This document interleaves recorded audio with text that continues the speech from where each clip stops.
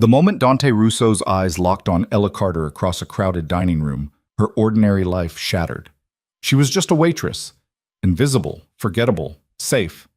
But to him, she was something else entirely. What started as a single glance became an obsession that would drag her from the margins of survival into the violent, intoxicating heart of his criminal empire. She thought she was serving dinner. She had no idea she was walking into a trap set by the most dangerous man in the city, a man who had been watching her far longer than she ever realized, and who would stop at nothing to make her his. If you're ready for a story about power, obsession, and a love that breaks every rule, stay with me until the end. Hit that like button, drop a comment with your city so I can see how far this story travels, and let's dive in. The restaurant smelled like money. Not the clean, crisp kind that comes from a new wallet, but the older, heavier scent, leather, cigars, wine that cost more than Ella's rent. It clung to the velvet curtains, soaked into the Persian rugs, lingered in the air like an unspoken threat.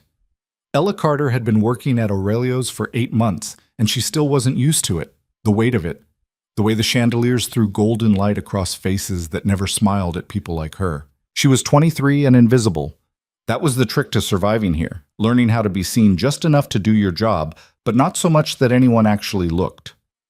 The men who ate here didn't see waitresses. They saw obstacles, background noise, moving pieces in a game Ella didn't understand and didn't want to.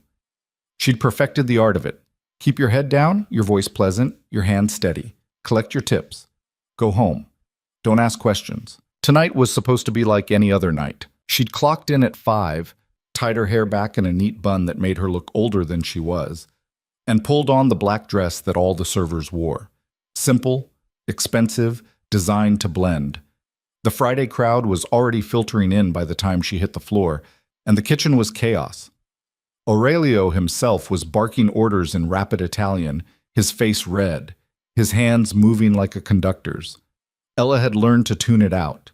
She took her section, 4 tables near the back, the quieter ones, and started her routine. Smile, nod, pour water, recite specials. It was mechanical, safe, boring. And then Marco, the floor manager, grabbed her elbow halfway through her second table. "You're being moved," he said. Ella blinked. "What?" "VIP section, table 12. Her stomach dropped. "Marco, it's not a request." His voice was flat, his eyes already darting past her toward the entrance. "Antonio called in sick. You're covering." She wanted to argue.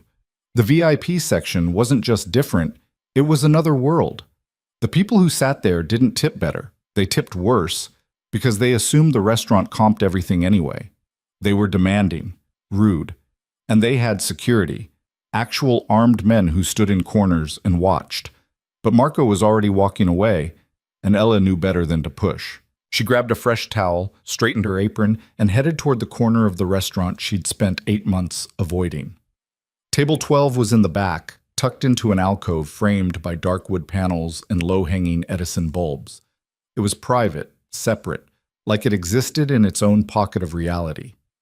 Ella approached slowly, her shoes silent on the thick carpet, her heart tapping an uneven rhythm against her ribs. There were 4 men at the table, 3 of them barely registered, big, broad-shouldered, expensive suits that didn't quite hide the bulk beneath. They had the look of men who got paid to stand still and hurt people when necessary.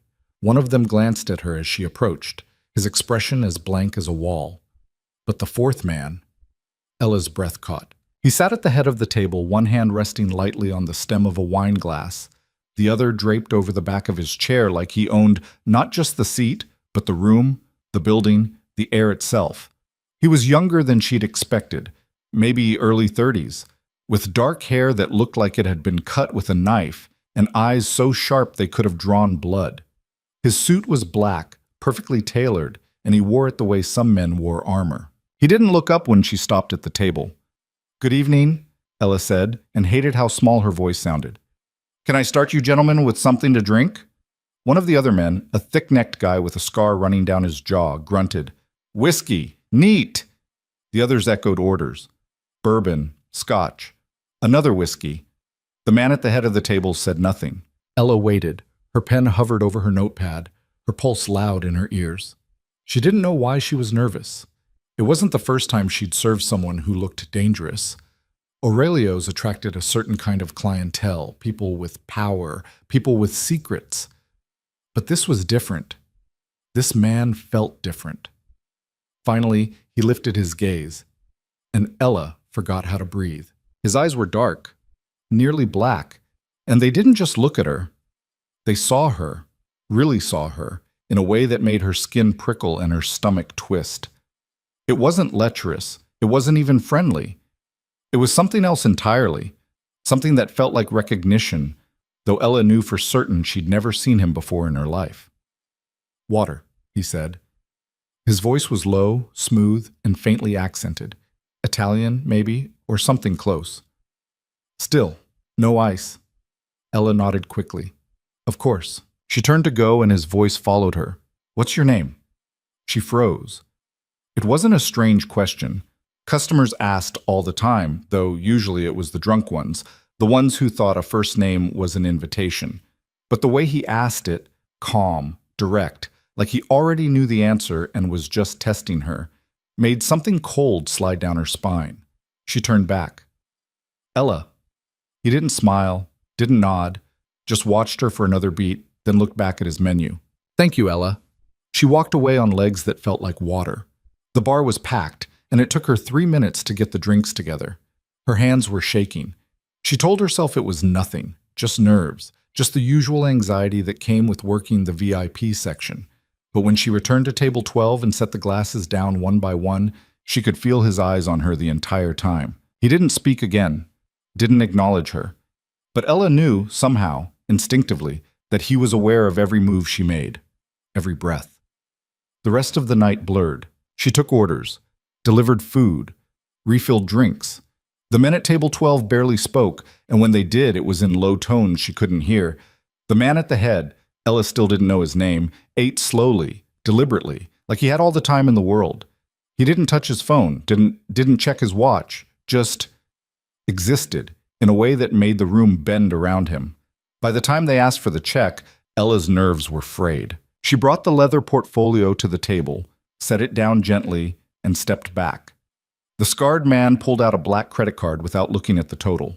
Ella took it, ran it, brought it back. And when she set the receipt down, the man at the head of the table spoke again. "You work here often?" Ella hesitated. 5 nights a week. "Late shifts?" Her mouth went dry. "Usually." He nodded slowly like she'd confirmed something. Then he reached into his jacket and pulled out a money clip. Thick, silver, stuffed with hundreds. He peeled off 5 bills and set them on the table. $500. Ella stared. "Thank you for your service," he said quietly. She didn't know what to say, didn't know what to do. So she just nodded, mumbled something that might have been "thank you," and walked away with the cash burning a hole in her apron. When she glanced back, the table was empty. They were gone. Ella's shift ended at midnight. She changed out of her uniform in the cramped staff bathroom, pulled on jeans and a hoodie, and stuffed the $500 into her bag like it might disappear if she didn't keep it close. Her hands were still shaking. She told herself it was the adrenaline, the weird intensity of the night, nothing more. The streets outside Aurelio's were empty. The restaurant sat on the edge of the financial district, where skyscrapers gave way to older buildings and narrow alleys. It was the kind of neighborhood that looked safe during the day and felt dangerous after dark. Ella usually took the bus, but tonight she'd missed the last one. So she walked. Her apartment was 20 minutes away. She kept her head down, her keys tucked between her fingers like a weapon. Her phone in her other hand with 911 already dialed, her thumb hovering over the call button. She made it 3 blocks before she realized she was being followed. It started as a feeling, a prickle at the back of her neck. The sense that the street behind her wasn't as empty as it should be. She glanced over her shoulder once, saw nothing, and kept walking, faster now. The footsteps matched her pace. Ella's heart kicked into overdrive. She turned a corner, then another, trying to lose whoever it was. But the footsteps stayed with her, steady and relentless. She risked another glance back, and this time she saw them. 2 men, big, moving with purpose. Panic flooded her veins. She broke into a run. The alley ahead was narrow, dark, lined with dumpsters and fire escapes. Ella didn't think, just bolted toward it, her bag bouncing against her hip, her breath coming in ragged gasps. She could hear them behind her, closer now, their footsteps heavy and fast. She wasn't going to make it. And then, a car screeched to a stop at the mouth of the alley. Black, sleek, expensive. The passenger door flew open and a voice cut through the night. "Get in." Ella skidded to a halt, her chest heaving, her vision swimming. She looked at the car, looked back at the men behind her who had stopped, their faces shadowed but tense. The voice came again, calm, commanding. "Now." She didn't think, just moved. Ella threw herself into the car, and the door slammed shut behind her. The engine roared, and they were moving before she even had her seatbelt on. She twisted in her seat, looking back, and saw the two men standing in the alley, watching. Not chasing, just watching. Her breath came in sharp, painful bursts. Her hands were shaking so hard she could barely grip the door handle. And then she looked at the driver. It was him, the man from table 12, Dante Russo.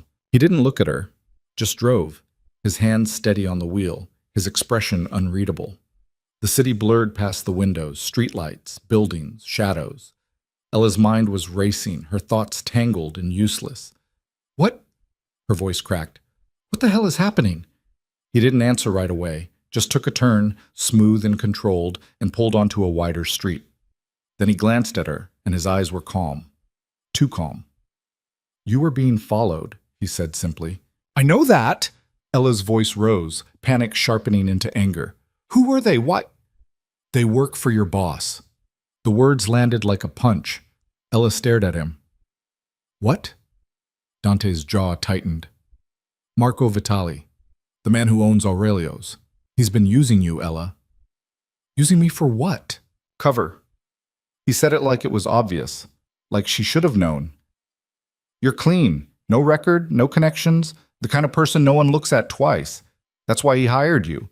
That's why you've been working the quiet tables for 8 months while he runs money through the back." Ella's stomach dropped. "That's insane." "It's true." "How do you know?" Dante finally looked at her fully, and the weight of his gaze made her breath catch. "Because I've been watching." The world seemed to tilt. Ella pressed herself back against the seat, her mind screaming. "You've been watching me?" "Yes." "For how long?" "Long enough." "That's not an answer." "It's the only one you're getting tonight." He pulled the car into an underground garage, sleek, modern, lit by cold white lights. Ella didn't recognize it, didn't know where they were. She reached for the door handle, but it didn't budge.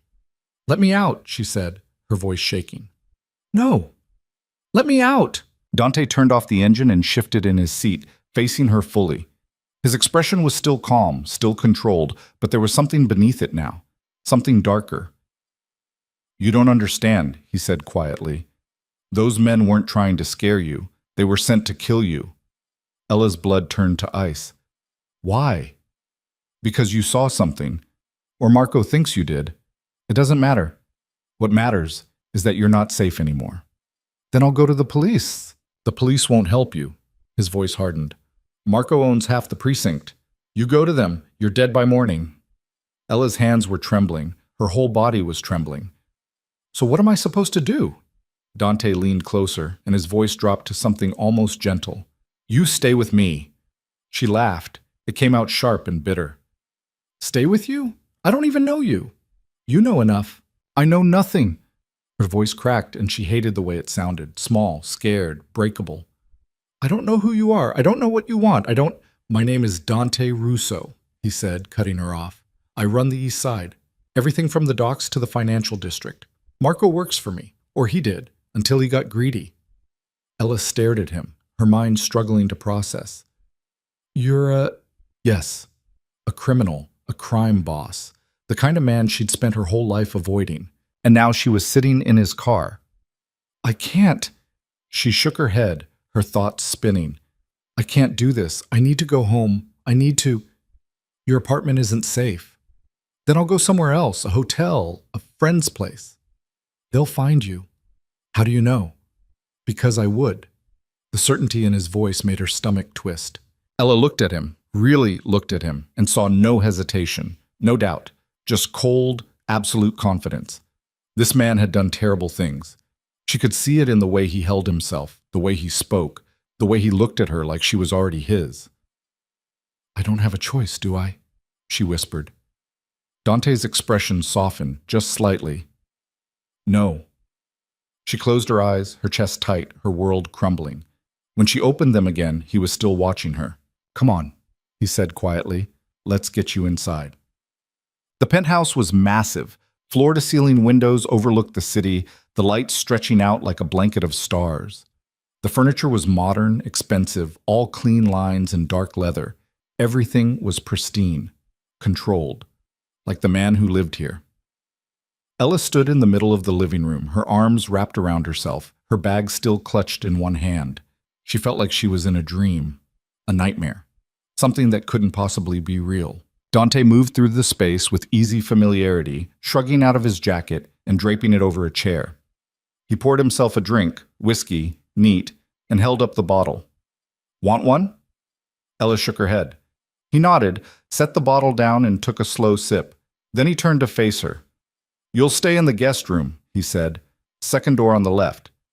There's a bathroom attached. Anything you need, you can ask." "For how long?" "Until it's safe." "And when will that be?" Dante's jaw tightened. "When I've dealt with Marco." Ella's breath hitched. "What does that mean?" He didn't answer. She took a step back, her pulse pounding. "I don't want anyone to get hurt because of me." "They won't." His voice was flat. "Because you're going to stay here. Stay quiet and let me handle it." "I'm not a prisoner." "No," Dante said, his eyes locking on hers. "You're under my protection. There's a difference." Ella wanted to argue, wanted to scream, but she was so tired, so scared, and some part of her, some small traitorous part, believed him when he said he'd keep her safe. She looked away, blinking back tears. "I don't understand any of this." "You will." "Why me?" Her voice broke. "Why do you even care?" Dante was quiet for a long moment. Then he set down his glass and crossed the room, stopping just in front of her. Close enough that she could smell his cologne, something dark and expensive. Close enough that she had to tilt her head back to meet his eyes. "Because," he said softly, "you're the only real thing I've seen in years." Ella's breath caught, and before she could respond, he stepped back, his expression shuddering.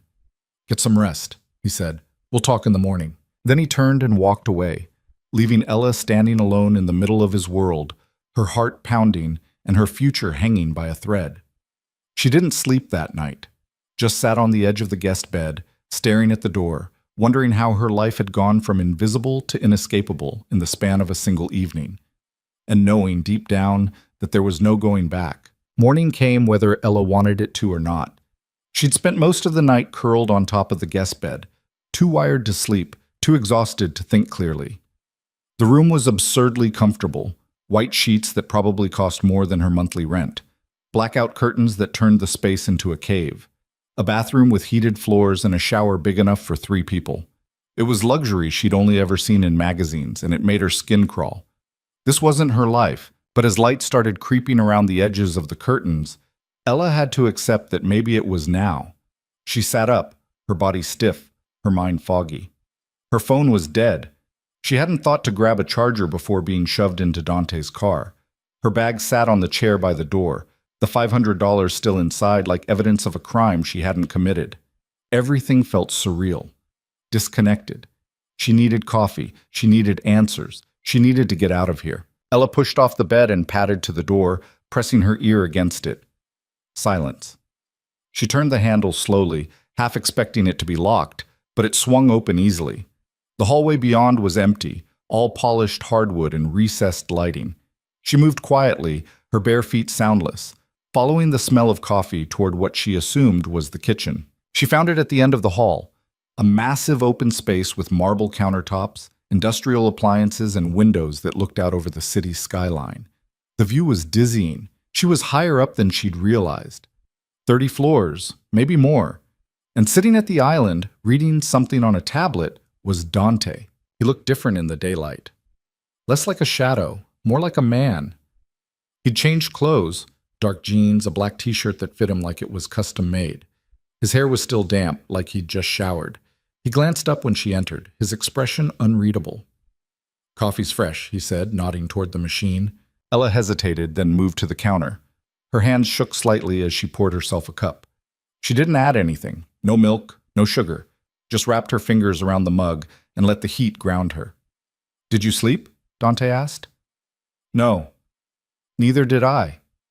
She looked at him, surprised. He didn't look tired. Didn't look like anything, just calm, controlled, like he always was. "How do you do that?" The words came out before she could stop them. "Do what?" "Act like this is normal." Dante set down his tablet. "It is normal. For me." "Well, it's not for me." Ella's voice cracked. "I'm a waitress. I serve food. I go home. I watch Netflix and eat cereal for dinner and worry about my electric bill. I don't—" She gestured around the penthouse. "I don't do this. You do now. I didn't choose this." "No," Dante said quietly. "You didn't. But here you are." Ella wanted to throw the coffee in his face, wanted to scream, but she just stood there, her throat tight, her eyes burning. Dante watched her for a moment, then stood. He crossed to the fridge, pulled out eggs, butter, bread, started moving around the kitchen like he actually knew what he was doing. "When's the last time you ate?" he asked. Ella blinked. "What?" "Food. When?" She tried to remember. Yesterday before her shift, maybe? A protein bar she'd grabbed from the corner store. Her stomach growled in response, betraying her. "That's what I thought." Dante cracked eggs into a pan, his movements efficient. "Sit." "I'm not hungry." "You're lying." Ella opened her mouth to argue, but nothing came out. Because he was right. She was starving. And despite everything, despite the fear and the anger and the complete insanity of her situation, her body still needed fuel. She sat. They didn't talk while he cooked. Ella sipped her coffee and watched him work, trying to reconcile this version of Dante with the one from last night. The crime boss. The man who casually admitted to running half the city. He didn't look dangerous right now. He just looked normal, like someone's boyfriend making breakfast. It was unsettling. He slid a plate in front of her, scrambled eggs, toast, perfectly browned. Then he made one for himself and sat across from her. "Eat," he said. Ella picked up her fork. The eggs were good, better than good. She hated that. "You cook," she said after a minute. "Sometimes." "Why?" Dante shrugged. "My mother taught me, said a man who can't feed himself is useless." It was the first personal thing he'd told her. Ella filed it away, not sure what to do with it. They ate in silence. When Ella finished, Dante took her plate without a word and rinsed it in the sink. Then he turned back to her, leaning against the counter, his arms crossed. "We need to talk," he said. Ella's stomach twisted. "About? What happens next?" "I want to go home." "That's not an option. You can't keep me here." "I can, and I will."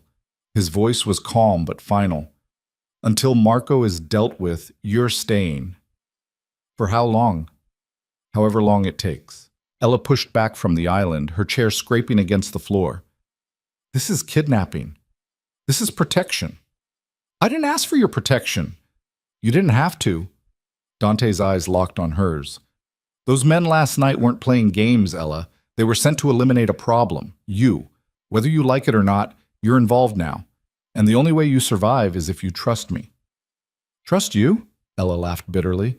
"I don't even know you." "Then let me fix that." He moved to the living room, and after a moment, Ella followed. He gestured for her to sit on the couch, then settled into the chair across from her. The distance felt deliberate, like he was trying not to crowd her. "My name is Dante Russo," he began, his voice measured. "I'm 32. I've been running the East Side for 6 years. Before that, I worked for my uncle, learned the business, built connections, made myself useful. When he retired, I took over."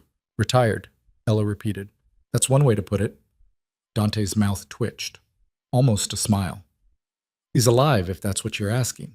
Living in Sicily, sends me wine at Christmas." "How nice." "I'm not a good man, Ella. I'm not going to pretend I am. But I'm not a monster either. I have rules. I don't hurt civilians. I don't touch kids. And I don't let people who work for me cross lines. Like Marco. Like Marco." Ella pulled her knees up to her chest, wrapping her arms around them. What did he do? He's been skimming, laundering money through Aurelio's without my approval, using the restaurant as cover for deals I didn't authorize. And when I found out, he panicked. So he tried to kill me. He tried to tie up loose ends. Dante's jaw tightened. You were in the wrong place at the wrong time, and now you're a liability. I didn't see anything. Doesn't matter. He thinks you did. Ella's head was spinning. So what are you going to do? Dante didn't answer right away, just looked at her, his expression unreadable. I'm going to make sure you're safe, he said finally, and I'm going to remind Marco what happens when people forget who they work for.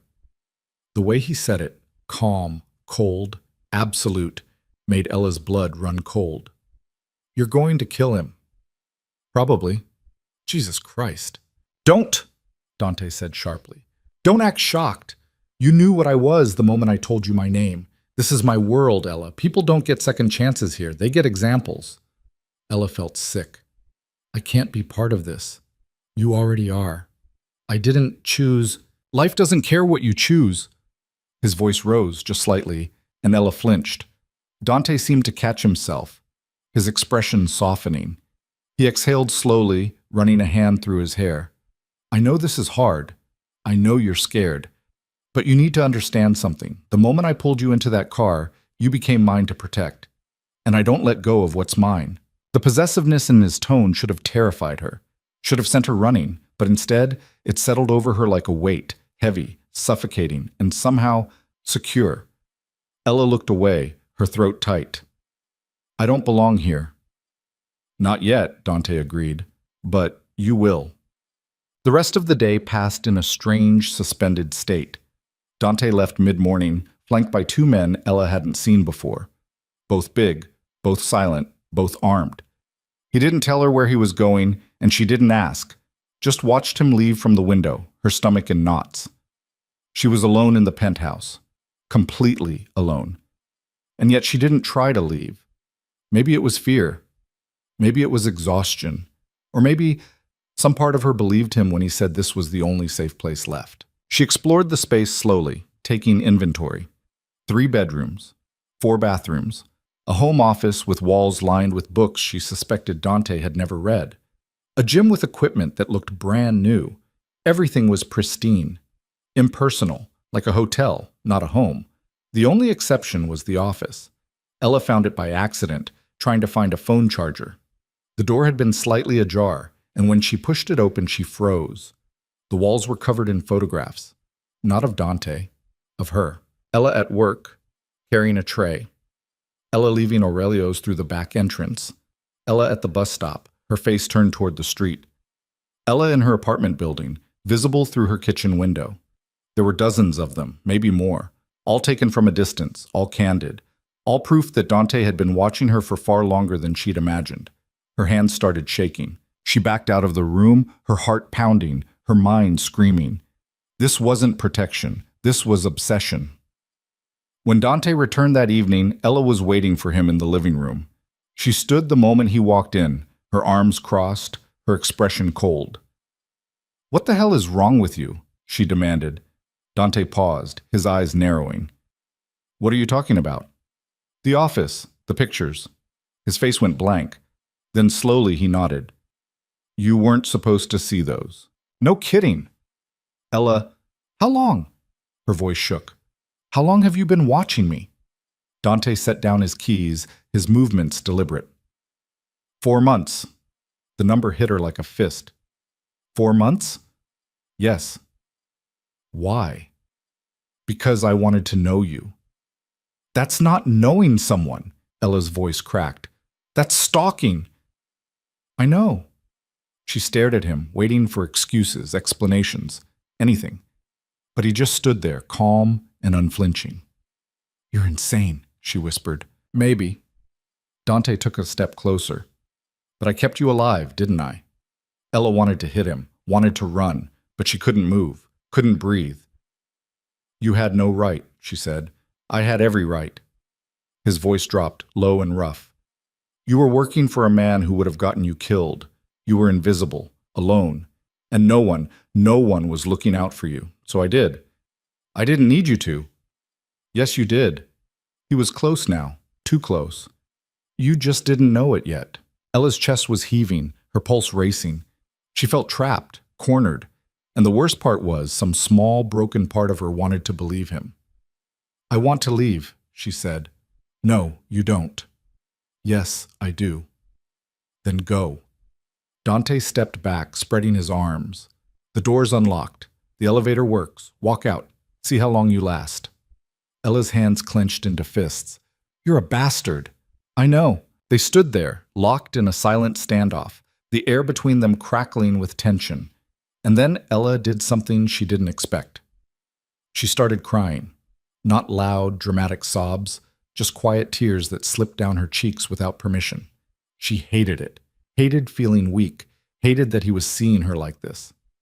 Dante's expression shifted, softened.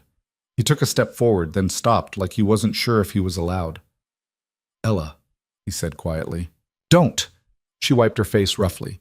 Just don't. But he moved anyway, crossed the space between them and stood there, close enough to touch. And when she didn't pull away, he lifted a hand and brushed a tear from her cheek with his thumb. The gesture was so gentle it broke something inside her. I'm sorry, he said, and his voice was rough, raw. I'm sorry you're scared. I'm sorry I dragged you into this. But I'm not sorry I kept you safe, and I won't apologize for wanting you here. Ella looked up at him, her vision blurred. You don't even know me. I know enough. You know what I look like when I'm working. That's not the same thing. I know you're kind, Dante said. I've watched you give your tips to the dishwashers. I've seen you cover shifts for people who don't deserve it. I know you smile at strangers, and you don't complain even when you're exhausted. I know you're stronger than you think, and I know... His voice caught. I know I don't deserve you, but I'm keeping you anyway. Ella's breath hitched, and before she could stop herself, she leaned into him. Just a little. Just enough that her forehead rested against his chest. Dante went still. Then slowly his arms came around her. Not tight, not possessive. Just there. Steady. They stood like that for a long time, neither of them speaking. And for the first time since this nightmare started, Ella felt something other than fear. She felt seen. The days that followed settled into a strange, uneasy rhythm. Dante left most mornings and returned most nights. He never told her where he went, but Ella could guess. Meetings, deals, whatever it was crime bosses did. Sometimes he came back with blood on his knuckles. Sometimes he came back quiet and tense, like he was holding something dangerous inside. Ella didn't ask. She spent her days in the penthouse, pacing, reading, trying to keep her mind occupied. Dante had given her access to his credit cards, told her to order whatever she needed, but she couldn't bring herself to use them. It felt too much like accepting this, like giving in. But slowly, inevitably, she started to adapt. She learned the rhythms of the building, the security guard who nodded at her when she went to the gym, the cleaning crew that came on Wednesdays, the way the city looked at sunrise from the living room windows. She learned Dante, too. He was quieter than she'd expected, more careful. He gave her space, never pushed, never demanded, but he was always there, always watching. Like he was afraid she'd disappear if he looked away. One night, she found him on the balcony, smoking a cigarette and staring out at the city. I didn't know you smoked, she said. He glanced at her. I don't, usually. Bad day? Something like that. Ella leaned against the railing beside him. The air was cool, the city lights stretched out below them like a galaxy. She should have been inside, should have kept her distance, but she didn't. Did you kill him? She asked quietly. Dante took a drag, then exhaled slowly. Who? Marco. Not yet. Why not? Because I'm making a point. He flicked ash over the edge. People need to see what happens when they cross me. Killing him quickly doesn't send the right message. Ella's stomach turned. That's cruel. That's survival. She looked at him, really looked at him. At the hard lines of his face, the tension in his shoulders, the way his eyes never stopped moving. He looked tired, older than 32. Do you ever regret it? She asked. What? This life. Dante was quiet for a long time. Then he crushed out his cigarette and turned to face her. "Every day," he said. The honesty in his voice caught her off guard. "Then why do it?" "Because I'm good at it. Because it's all I know. Because walking away isn't an option." "Everyone has options." "Not people like me." Ella frowned. "You're not a monster, Dante." "Yes, I am." He said it simply, factually. "I've done things that would make you sick, hurt people, killed people. And I'll do it again if I have to. That's what I am, Ella, and you need to accept that if you're going to stay here." "I'm not staying," she said automatically. Dante smiled, but it didn't reach his eyes. "Keep telling yourself that." He walked past her, back inside, leaving Ella alone on the balcony with her thoughts and the cold night air. She didn't follow him, but she didn't leave either. 2 weeks after Ella had been pulled into Dante's world, everything changed. It started with a phone call. Dante was in the kitchen making coffee when his phone buzzed. He glanced at the screen, his expression darkening. "I need to take this," he said, and disappeared into his office. Ella tried to ignore it, tried to focus on the book she'd been pretending to read. But 10 minutes later, Dante emerged, his face like stone. "Get dressed," he said. "What? Why?" "We're leaving." "Where are we going?" "Somewhere safe." Ella's pulse spiked. "What happened?" Dante didn't answer, just grabbed his jacket and his gun. Ella had learned to recognize the bulge under his clothes and headed for the door. "Dante!" He stopped, turned, and for the first time since she'd met him, she saw something in his eyes that looked like fear. "Marco knows you're here," he said quietly, "and he's coming." Ella's blood turned to ice. They were gone within 5 minutes, flanked by 3 armed men she'd never seen before. Dante kept her close, his hand on her lower back, his body positioned between her and the world. They moved through the building's underground garage, into a different car, and onto streets that blurred past in the dark. Ella didn't ask questions, didn't speak, just tried to breathe. They ended up at another building, smaller, older. Dante led her inside, up 3 flights of stairs, into an apartment that smelled like dust and disuse. "Stay here," he said. "Don't leave. Don't open the door for anyone." "Where are you going?" "To finish this." "Dante." "I'll be back." He cupped her face, his thumb brushing her cheek. "I promise." And then he was gone.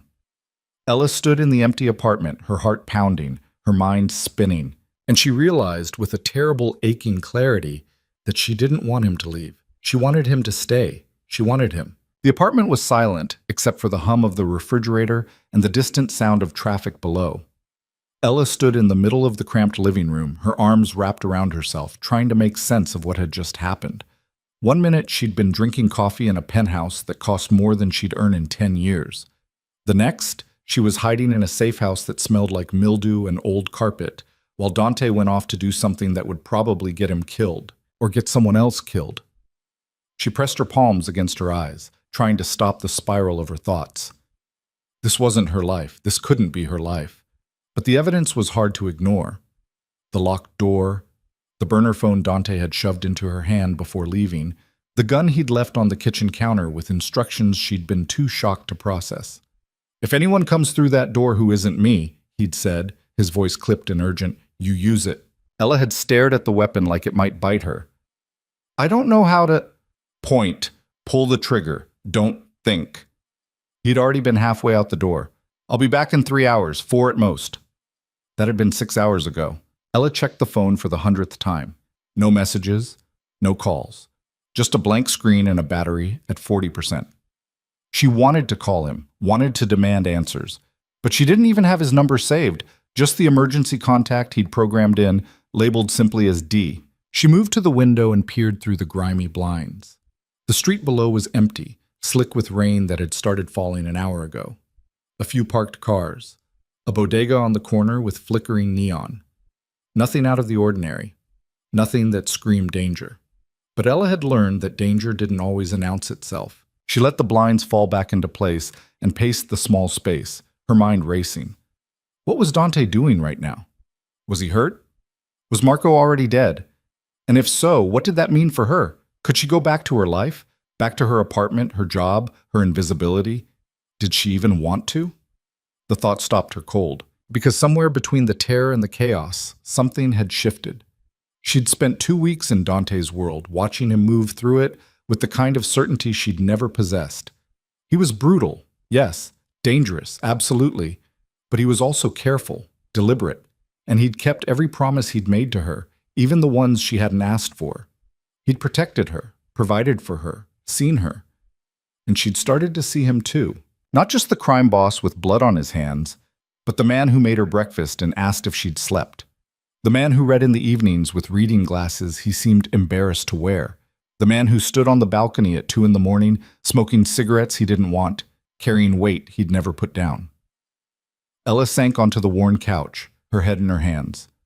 She was falling for him. The realization hit her like a punch to the gut. She was falling for a man who'd stalked her, kidnapped her, dragged her into a war she didn't understand. A man who killed people. A man who would never be safe, never be normal, never be anything close to what she'd imagined for herself. And yet, the door rattled. Ella's head snapped up, her heart leaping into her throat. She bolted to her feet, her eyes darting to the kitchen where the gun still sat on the counter. The lock clicked. The handle turned. She grabbed the weapon with shaking hands, her finger finding the trigger, her whole body trembling. The door swung open. Dante stepped inside. Ella nearly dropped the gun. He looked like hell. His shirt was torn at the shoulder, dark stains spreading across the fabric that she knew was blood. His knuckles were split and raw, his jaw tight with pain. But he was alive. He was here. Jesus Christ, she breathed. Dante closed the door behind him, locked it, and leaned against the frame like it was the only thing keeping him upright. His eyes found hers, and something in them softened. "You can put that down now," he said quietly. Ella looked down at the gun in her hands, then carefully set it on the coffee table. Her legs felt like water. "You're bleeding." "I know." "How bad?" "Not bad enough." He pushed off the door and moved toward the bathroom, his gait uneven. "I need to clean up." Ella followed him without thinking, her training as a person who'd spent years taking care of people kicking in. "Let me help." "I've got it."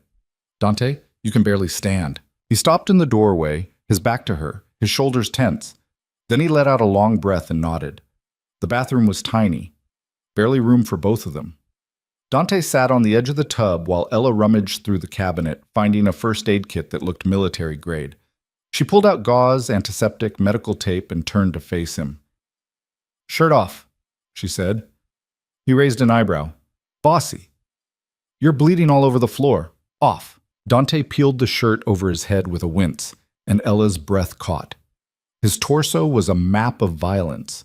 Old scars, new bruises, and a fresh gash across his ribs that was still seeping. But beneath all of it was muscle and ink, a tattoo that covered most of his left side, intricate and dark. She tried not to stare. "It's not as bad as it looks," Dante said, watching her face. "Looks pretty bad." "I've had worse." Ella dampened a cloth with antiseptic and knelt in front of him. "This is going to hurt." "I can handle it." She pressed the cloth to the wound, and Dante hissed through his teeth, his hands gripping the edge of the tub. Ella worked quickly, cleaning the blood, checking for debris. The cut was long, but shallow. He'd been lucky. "What happened?" she asked, keeping her voice steady. "I took care of it." "That's not an answer." Dante was quiet for a moment. Then, "Marco's dead." Ella's hands stilled. "You killed him." "Yes." "Where?" "The docks. He was trying to leave the city. Thought he could run." Dante's voice was flat, empty. "He was wrong." Ella resumed cleaning the wound, her stomach churning. Did he say anything?" "He begged." Dante's jaw tightened. They always do. She didn't ask for details. Didn't want to know. Just focused on the task in front of her, bandaging him up, keeping him together. When she finished, she sat back on her heels, her hands stained with his blood. "There were others," Dante said quietly. "3 of his men. They put up a fight." "Are they dead?" "All of them." Ella's chest tightened. "And your people?" "One injured. He'll live." Dante reached out and gently took her wrist, turning her hand over to look at the blood. "You did good." "I didn't do anything." "You stayed. You waited." His thumb brushed over her knuckles. That's more than most people would do. Ella met his eyes, and the weight in them nearly broke her. You said you'd come back. I keep my promises. Do you? Always. She believed him. That was the terrifying part. She believed every word. Dante stood slowly, testing his weight, and moved to the sink. He washed his hands, his face, the back of his neck. Ella watched him, unable to look away. When he turned back to her, some of the tension had bled out of him. It's done, he said. Marco's gone. His operation's being absorbed. The people who wanted you dead are either dead themselves or too scared to try. Ella's heart thudded. So I can go home. Dante's expression shuddered. If that's what you want. It should have been. It should have been the only thing she wanted. But standing there in that cramped bathroom, looking at this man who'd turned her life inside out, Ella realized she didn't know what she wanted anymore. Is it safe? She asked instead. As safe as it's going to be. That's not a yes. Nothing's ever completely safe, Ella, but you're not a target anymore. You can go back to your apartment, back to work, back to your life. He paused. If that's what you want. You keep saying that. Because it's true. I won't keep you here if you don't want to stay. Ella's throat tightened. And if I do? The question hung between them, heavy and dangerous. Dante went very still, his eyes searching hers. Then you stay, he said quietly. Just like that? Just like that? What does that mean? For me? For us? It means you're mine to protect, to provide for, to... He stopped himself, jaw tightening. It means I take care of you. Whatever you need. And what do you get out of it? Dante moved closer, slow and deliberate, until there was barely any space between them. His hand came up to cup her face, his thumb tracing her cheekbone. You, he said simply. Ella's breath caught. That's it? That's everything. She should have pulled away, should have run, but instead she leaned into his touch, her eyes closing. I don't know how to do this, she whispered. Neither do I. You're a criminal. I know. You've killed people. I know. I should be terrified of you. You are. His voice was rough. But you're still here. Ella opened her eyes and looked at him. Really looked at him. At the man who'd watched her for months, who'd pulled her out of danger, who'd kept her safe even when she'd fought him every step of the way. The man who made her feel seen for the first time in her life. I'm still here, she agreed. And then, before she could second-guess herself, she kissed him. It wasn't soft, wasn't tentative. It was desperate and messy and real, all the fear and tension and need she'd been holding back pouring out in one moment. Dante froze for half a second. Then his arms came around her, pulling her close, kissing her back with an intensity that stole her breath. When they finally broke apart, both of them were breathing hard. Ella, Dante said, his voice strained. Don't. She pressed her fingers to his lips. Don't talk, don't think, just... He kissed her again, and this time there was no hesitation. Just heat and want, and the kind of connection that felt like falling. They barely made it to the bedroom. Afterward, they lay tangled in the small bed, the rain still pattering against the window. Ella's head rested on Dante's chest, listening to the steady thump of his heartbeat. His fingers traced lazy patterns on her shoulder, his breathing slow and even. I watched you for 4 months before I approached you, he said quietly. Ella went still. I know. I told myself it was business, that I needed to understand Marco's operation, but that was a lie. His hand stilled. I saw you on a Tuesday. You were leaving work, and it was pouring. You gave your umbrella to an old man waiting for the bus. Ella remembered. She'd gotten soaked.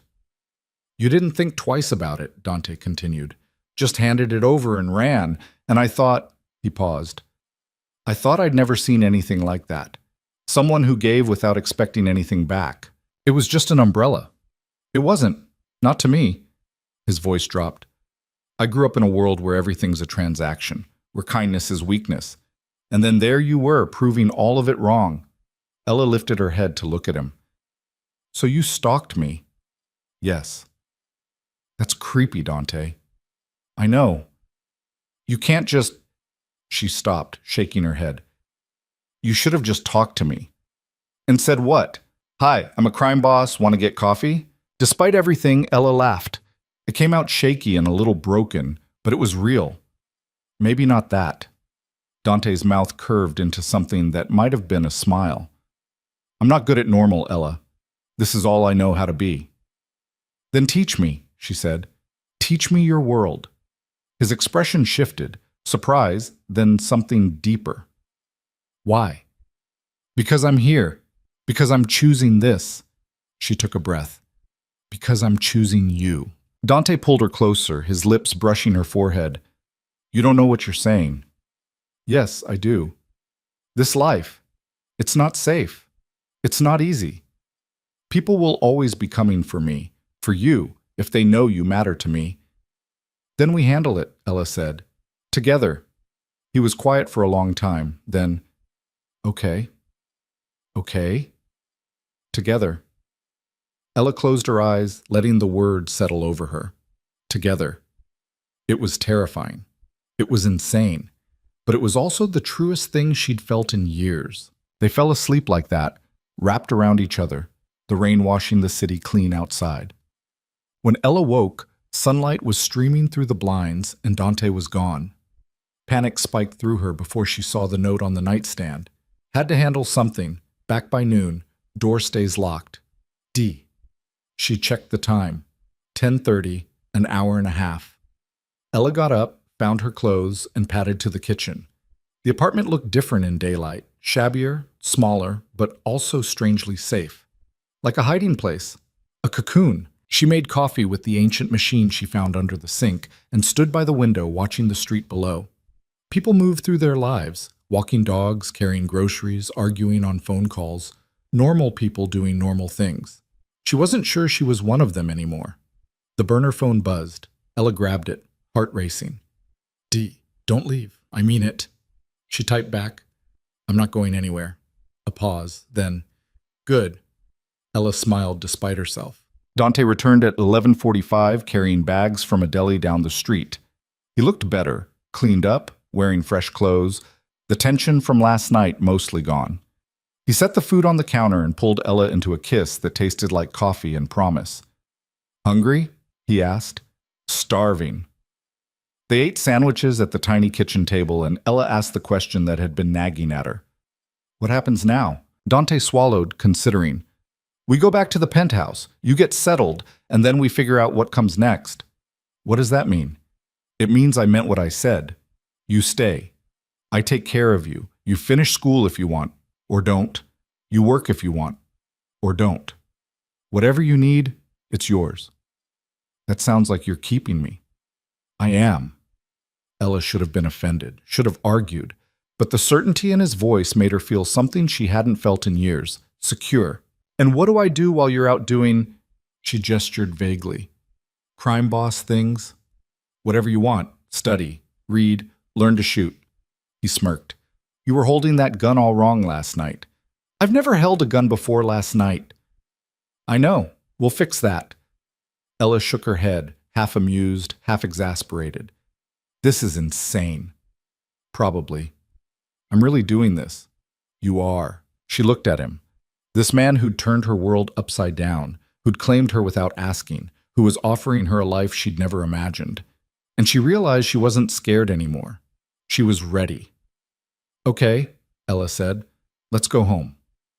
Dante's expression softened in a way she'd never seen before. Home, he repeated quietly, like he was testing the word. Your place, she clarified. For now. For now, he agreed, but they both knew she meant something more. Yet, the next 2 weeks passed in a blur of adjustment and revelation. Dante took Ella back to the penthouse, and this time it felt different. Less like a prison, more like a sanctuary. She unpacked the few belongings she'd salvaged from her apartment, clothes, books, a photo of her parents who'd died when she was 19. Dante gave her space in his closet without her asking. Cleared a drawer, made room. He taught her things she'd never thought she'd need to know. How to handle a gun, how to spot a tail, how to recognize the signs of danger. He was patient, methodical, never condescending. And Ella learned quickly, driven by a need to understand this world she'd chosen. But there were softer moments, too. Nights where Dante cooked dinner and they ate on the balcony, watching the city lights come on one by one. Mornings where he brought her coffee in bed and they talked about nothing and everything. Afternoons where she studied for the online classes she'd enrolled in. Dante had paid the tuition without blinking. And he read beside her, his hand resting on her knee like an anchor. He was different with her, gentler, more open. The hard edges were still there, but they didn't cut as deep, and Ella started to see the man beneath the reputation. One night, she found him in his office, staring at the wall of photographs he'd never taken down. "You kept them," she said from the doorway. Dante glanced at her. "I should probably get rid of them." "Why haven't you?" He was quiet for a long moment. "Because they remind me of who you were before I ruined your life." Ella crossed the room and took his hand. "You didn't ruin it. You changed it." "Same thing." "No." She squeezed his fingers. "It's not." Dante pulled her into his lap, his arms wrapping around her waist. "Do you miss it? Your old life?" Ella thought about it. Really thought about it. The long shifts, the invisibility, the loneliness that had followed her everywhere. "Sometimes," she admitted, "but not as much as I thought I would." "What do you miss?" "The simplicity, knowing what each day would look like." "You can still have that." "Not here." "No," Dante agreed. "Not here." Ella turned to look at him. "Do you ever think about leaving, walking away from all of this?" "Every day." "Then why don't you?" "Because people depend on me. Because if I walk away, someone worse takes over. Because—" He stopped, his jaw tight. "Because what?" "Because I don't know how to be anything else." Ella's heart ached for him. For the boy who'd grown up in violence, who'd learned to survive by becoming the thing everyone feared. For the man who wanted something different but didn't know how to reach for it. "You could learn," she said softly. "Maybe." He kissed her temple. "With you, maybe." It wasn't a promise, but it was hope, and that was enough. The danger came on a Thursday. Ella was in the penthouse alone, reading, when the power went out. She froze, her instincts, the ones Dante had spent weeks training, kicking in. She reached for her phone. Dead. The backup generator should have kicked in by now. It hadn't. Something was wrong. She moved to the door, pressed her ear against it. Footsteps. Multiple people. Coming closer. Her heart hammered. Dante was across town at a meeting. She was alone. Ella grabbed the gun from the safe in the bedroom. Dante had given her the code weeks ago, and positioned herself behind the kitchen island, her hands steady despite the fear coursing through her. The door burst open. 4 men flooded in, armed and efficient. Ella didn't hesitate. She fired. The first shot went wide, but the second caught one of them in the shoulder. He went down, cursing. The others scattered, taking cover. "She's armed!" one of them shouted. Ella's hands were shaking now, but she kept the gun up, her breathing shallow. Dante's voice echoed in her head. "Don't think. Just react." She fired again, missed. The men were advancing, coordinated and professional. And then, gunfire erupted from the hallway. Different guns, heavier. Dante's men poured in, and chaos exploded. Ella dropped behind the island, her ears ringing, her pulse wild. The firefight lasted less than a minute, but it felt like hours. When silence finally fell, Ella lifted her head. 4 bodies, none of them Dante's people. And standing in the doorway, breathing hard and covered in someone else's blood, was Dante. His eyes found hers immediately. "Are you hurt?" Ella shook her head, unable to speak. Dante crossed the room in 3 strides and pulled her into his arms, his grip almost painful. "You're okay. You're okay." "I shot someone," Ella whispered. "I know. You did good. I could have died." "But you didn't." He pulled back, cupping her face.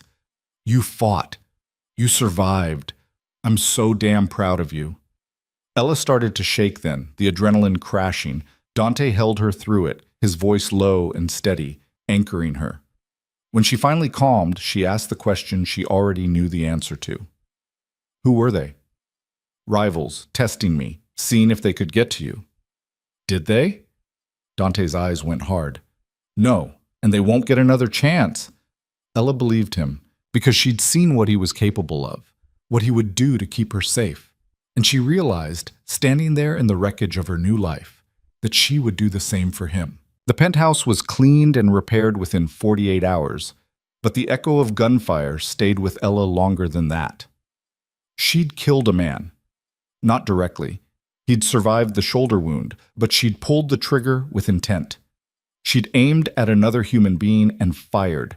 The weight of it sat in her chest like a stone, heavy and cold, refusing to dissolve no matter how many times Dante told her she'd done what she had to do. "You protected yourself," he'd said that night, holding her while she couldn't sleep. "That's not something to feel guilty about." But Ella did feel guilty. She also felt something else, something darker that she didn't want to examine too closely. She felt powerful. For the first time in her life, she hadn't been helpless, hadn't been a victim. She'd fought back, and she'd survived. Dante watched her carefully in the days that followed, like he was waiting for her to break. But Ella didn't break. She got quieter, more thoughtful, but she didn't fall apart. Instead, she asked him to teach her more. "More what?" he'd asked, looking up from his laptop. "Everything. I want to know how to protect myself. Really protect myself. Not just fire a gun in a panic, but actually know what I'm doing." Dante had studied her face for a long moment, then nodded. Okay. So he taught her, not just weapons, but strategy. How to read a room. How to identify exits. How to move through crowds without being noticed. How to notice when someone was following her. How to fight dirty if she had to. Eyes, throat, knees. No rules, no honor, just survival. Ella absorbed it all like she was learning a new language. Because in a way, she was. The language of Dante's world. The language of violence and power and control. But there were other lessons too, softer ones. Dante started bringing her to meetings. Not the dangerous ones, but the business ones. Sit-downs with restaurant owners who paid protection fees, developers who needed permits pushed through, importers who moved goods Ella tried not to think too hard about. He'd introduce her simply as Ella, never explaining who she was or why she mattered. But people noticed. They always noticed. "Why do you bring me?" she asked one night after a particularly tense meeting with a man who owned half the waterfront. "Because you're smart," Dante said, loosening his tie. "And you see things I miss." "Like what?" "Like the fact that Carmine was lying about his profit margins. I saw you watching him." Ella had been watching him, had noticed the way his eyes shifted when he talked about his monthly numbers, the way his hands fidgeted with his watch. "He was skimming," she said. "By about 30%, yeah." Dante glanced at her. "How did you know?" "I've been a waitress for 6 years. You learn to read people when your tips depend on it." Dante smiled, a real smile, not the cold ones he used in meetings. "See? Smart." Ella felt something warm bloom in her chest. Pride, maybe, or purpose. She was becoming part of this world, not just someone sheltered by it. She was contributing, mattering. It should have scared her how good that felt. 3 weeks after the attack, Dante came home with a lawyer. Ella looked up from her textbook, Economics 101, which she was actually starting to enjoy, and blinked at the older woman standing in their living room. She was elegant, probably mid-50s, with sharp eyes and a briefcase that probably cost more than Ella's old car. "Ella, this is Patricia Moreno," Dante said. "She's going to help us with something." "Help with what?" Ella closed her textbook, suddenly nervous. Patricia smiled. It was professional, not unkind. "Mr. Russo has asked me to assist with your legal status. We're going to give you a new identity." The words landed like a physical blow. "A new identity," Ella repeated slowly. "It's necessary," Dante said, his voice careful. "Your old name is connected to Marco, to Aurelio's, to everything that happened. If anyone comes looking for loose ends, they'll find Ella Carter, but they won't find who you become." Ella's hands went cold. "You want me to disappear? I want you to be safe. By erasing who I am? By giving you a fresh start." Dante crossed to her, crouching beside the couch so they were eye level. "You can keep your first name if you want, but the rest, Carter, your social security number, your employment history, it all has to go." Patricia can create something new, something clean. Ella looked at the lawyer who nodded confirmation. It's not uncommon in witness protection scenarios, though this is obviously different. You'd have a new last name, new documentation, a complete legal identity. For all intents and purposes, Ella Carter would cease to exist. The room felt too small suddenly, too close. I need air, Ella said, standing abruptly. Dante rose with her. Ella, I just need a minute.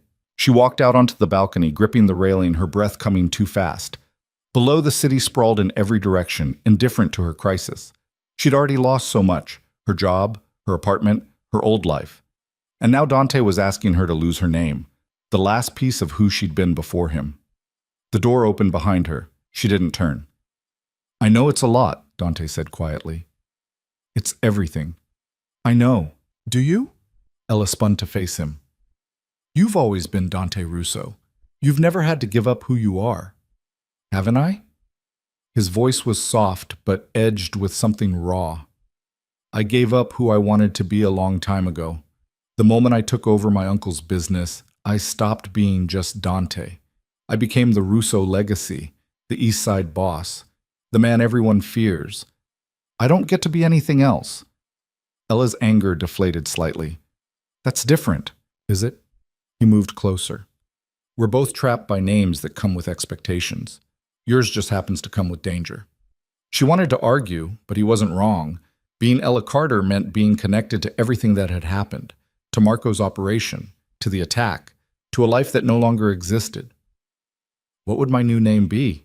She asked finally. Dante glanced back at Patricia, who tactfully remained inside. That's up to you. We can choose something similar, or something completely different. Ella thought about it, about who she wanted to be in this new life she was building. Ella Marconi, she said after a moment. Dante's eyebrows rose slightly. Italian? If I'm going to be part of your world, I might as well sound like I belong in it. Something shifted in his expression, something that looked almost like relief. Marconi, I like it. It's my mother's maiden name, or it was something like it. She changed it when she came to America. Ella looked down at her hands. I barely remember her, but I remember her telling me once that names carry power, that who we are is more than what we're called. Dante took her hands, his thumbs brushing over her knuckles. Then Ella Marconi it is. Patricia handled everything with quiet efficiency. Within 2 weeks, Ella Carter was gone from every database that mattered, and Ella Marconi existed in her place. New social security number, new birth certificate, new credit history carefully constructed to look legitimate. It was thorough and slightly terrifying. You're a ghost now, Patricia said when she delivered the final documents. Legally speaking, Ella Carter never worked at Aurelio's, never lived in that apartment, never existed beyond birth records that will never be accessed again. Ella stared at her new driver's license. Same photo, different name. It felt like looking at a stranger. After Patricia left, Dante found Ella in the bedroom, sitting on the edge of the bed with the documents spread around her. Having second thoughts? He asked. 100th thoughts, maybe. She picked up the Social Security card. This is so illegal. Extremely. I could go to prison. You won't. How do you know? Because I won't let that happen. Dante sat beside her. And because Patricia's the best. She's done this for dozens of people.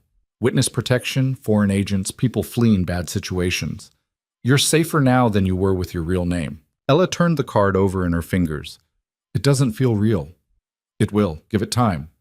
She leaned into him, and he wrapped an arm around her shoulders. They sat like that for a while, surrounded by paper proof of a life that hadn't existed yesterday. Thank you, Ella said quietly. For what? For caring enough to do this, even though I fought you on it. Dante pressed a kiss to her temple. I'd do anything to keep you safe. You know that by now. She did know, and that was what scared her most. Not that he was capable of terrible things, but that he'd do them without hesitation if it meant protecting her. With her new identity came new opportunities. Dante enrolled her in a proper university, a prestigious private school across town where she could finish her degree in person instead of through a computer screen. He'd wanted to hire tutors, bring the education to her, but Ella had insisted on going to campus. I need normal, she'd said. or at least something close to it. Dante had agreed, though he'd assigned her security. Two men in civilian clothes who followed at a distance, never obvious but always there. Ella had protested at first, but Dante had been immovable on this point. You go to school, you do it safely, non-negotiable. So Ella learned to navigate campus with shadows. It was strange at first, knowing they were watching, but eventually she stopped noticing. They were good at their job, invisible, until needed. Classes were harder than she'd expected. Not intellectually, but socially. She was older than most of the other students, and she carried herself differently. While they stressed about exams and relationships and whether they'd get into grad school, Ella stressed about whether the rival family that had sent men to kill her might try again. The disconnect was surreal, but she found her rhythm.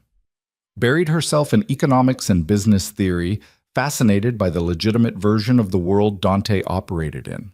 The principles were the same: supply and demand, risk assessment, market control, just with different stakes and legal consequences. One afternoon, her professor asked her to stay after class. Dr. Rebecca Chen was in her 40s, sharp and no-nonsense, with a reputation for being brilliant and difficult. Ella had been careful not to stand out in her class, but apparently she'd failed. "Ms. Marconi," Dr. Chen said, perching on the edge of her desk, "your last paper was exceptional." Ella's guard went up automatically. "Thank you. I mean it. Your analysis of monopolistic competition in unregulated markets was some of the most sophisticated work I've seen from an undergraduate. Where did you learn to think like that?" "I read a lot," Ella said carefully. Dr. Chen smiled like she didn't quite believe that. "You should consider graduate school. With work like this, you could easily get into a top MBA program." The suggestion caught Ella off guard. Graduate school. A future beyond just surviving day to day. She hadn't thought that far ahead. "I'll think about it," she said. "Do that. And if you need a recommendation letter, I'd be happy to write one." Ella left campus that day with her mind spinning. She'd been so focused on adapting to Dante's world that she hadn't considered building something of her own within it. But why couldn't she? Dante had money, resources, connections, and she had a brain that was apparently better than she'd given herself credit for. She brought it up over dinner that night. "Dr. Chen thinks I should go to business school," she said, pushing pasta around her plate. Dante looked up. "What do you think?" "I think it sounds insane. I'm barely keeping up with undergraduate work." "You're getting straight A's." "Because I study constantly." "So you're good at it." Dante set down his fork. "If you want to go to business school, you should do it." "Just like that?" "Just like that." Ella studied his face, looking for the catch. "It would be expensive." "Money isn't an issue. It would take 2 years, maybe more." So I'd be busy, focused on that instead of—" She gestured vaguely between them. Dante reached across the table and took her hand. "Ella, I don't want you to give up your life for me. I want you to build one with me. If business school is part of that, then we make it work." The certainty in his voice made her chest tight. "You really mean that?" "Always." Ella squeezed his fingers. "Okay, I'll apply." Dante smiled, and it was one of those rare, genuine ones that transformed his entire face. "Good. And when you get your MBA, maybe you can help me go legitimate." She laughed, startled. "You want to go legitimate?" "Someday. Not now, but someday." His expression turned serious. "I told you before, I think about leaving this life every day. But I can't just walk away. The businesses, the people who depend on me, the enemies who'd see it as weakness, it's complicated. But if I had a way out, a real plan, maybe I could do it." Ella's mind was already turning over the possibilities. "You'd need to clean the money, invest in legitimate businesses, build a public reputation separate from your underground one." "Exactly. That would take years, maybe a decade." "I've got time." Ella looked at him, this man who'd dragged her into darkness, but was now talking about finding light, and felt something shift inside her.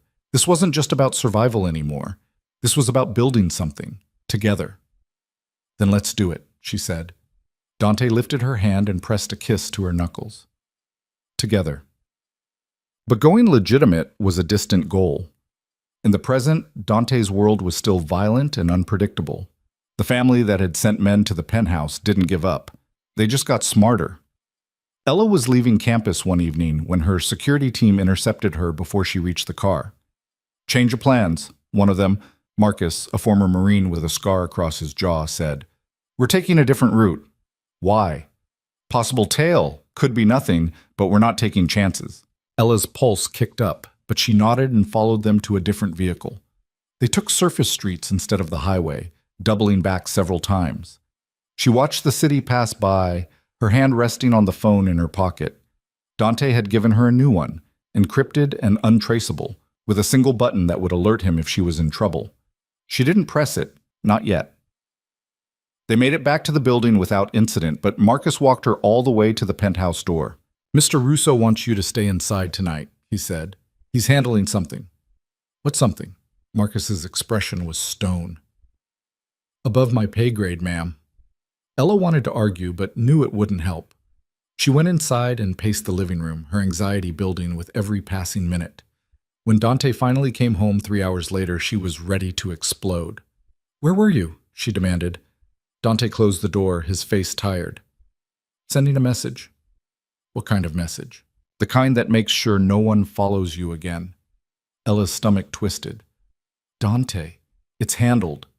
He moved past her toward the bedroom, already unbuttoning his shirt. There was blood on his cuff. Not much, but enough. Ella followed him. "You can't keep doing this. Every time something happens, you go out and hurt people." "They tried to hurt you first." "So what? We just keep escalating until someone ends up dead?" Dante spun to face her, his eyes hard. "Yes, if that's what it takes." "That's insane. That's survival." His voice rose, frustration bleeding through. "You think I want to keep doing this? You think I enjoy it? I'm trying to keep you safe, Ella. That means eliminating threats before they become problems. By becoming the biggest threat yourself." "Exactly." He yanked off his shirt and threw it in the hamper. "That's how this world works. You're the most dangerous person in the room, or you're a victim. There's no middle ground." Ella's hands clenched into fists. "There has to be another way." "There isn't." Dante's voice softened slightly. "Not yet. Not while people still see you as a way to get to me." "Then maybe I shouldn't be with you." The words hung in the air between them, sharp and jagged. Dante went very still. "Is that what you want?" Ella's throat closed up. "No. But I don't want you killing people because of me either." "Too late." He crossed to her, his movements deliberate. "The moment you became mine, you became a target. And I will do whatever it takes to protect what's mine. If you can't accept that, then we have a problem." Ella met his eyes, saw the absolute certainty there, and realized they'd reached a fundamental impasse. Dante would never stop being what he was. And she would never stop struggling with what that meant. "I'm trying," she said quietly. "I'm trying to accept all of this. But it's hard." Dante's expression softened. He reached up and cupped her face, his touch gentle despite everything. "I know. And I know I'm asking too much of you, but I can't change what I am, Ella. I can only promise that everything I do to keep you safe." "What if keeping me safe means losing yourself?" "Then I lose myself." He said it simply, like it was obvious. "Because without you, there's nothing worth keeping anyway." The words broke something inside her. Ella pulled him into a kiss, desperate and angry and loving all at once. They stumbled backward toward the bed, shedding clothes and defenses, until there was nothing between them but skin and truth. Afterward, they lay tangled together, both of them breathing hard. "I love you," Ella said. She hadn't meant to say it, hadn't planned it, but it came out anyway, raw and real. Dante went completely still. Then he pulled back just enough to look at her, his eyes searching her face. "Say it again," he said roughly. "I love you." His hand came up to cup her cheek, his thumb tracing her lower lip. "I've loved you since the day I saw you give away that umbrella. I just didn't know what to call it until now." Ella's breath caught. "Dante." "I love you," he said, "and I will burn this entire city down before I let anything happen to you." It should have sounded like a threat. Instead, it sounded like a vow. Ella pulled him back down, kissing him like she could pour all her complicated feelings into his mouth, and he'd understand them better than she did. Maybe he did. Because when they finally fell asleep, wrapped around each other like they were the only two people in the world, Ella felt something she hadn't felt in months. Peace. The peace lasted exactly 6 days. Ella was in the penthouse studying for midterms when the door burst open and Dante strode in with an expression that made her blood run cold. "Pack a bag," he said. "Now." "What's happening?" "We're leaving. 5 minutes." Ella's heart hammered. "Dante, tell me what's going on." He stopped, his jaw tight. "The Volkov family. They're making a move, a big one, and they're starting with me." Ella knew that name. Russian mob. Brutal and well-connected. Dante had mentioned them once or twice, always with an edge of wariness. "How big a move?" "War." He said it flatly. "They want the east side, and they're willing to go through me to get it." Ella's hand shook as she grabbed her bag and started throwing clothes into it. "Where are we going?" "Somewhere they can't reach us. I have a place upstate, secure, isolated. We'll hole up there until I figure out our next move." "How long?" "However long it takes." They were in the car 15 minutes later, flanked by 3 other vehicles full of Dante's most trusted men. Ella watched the city disappear behind them, her mind racing.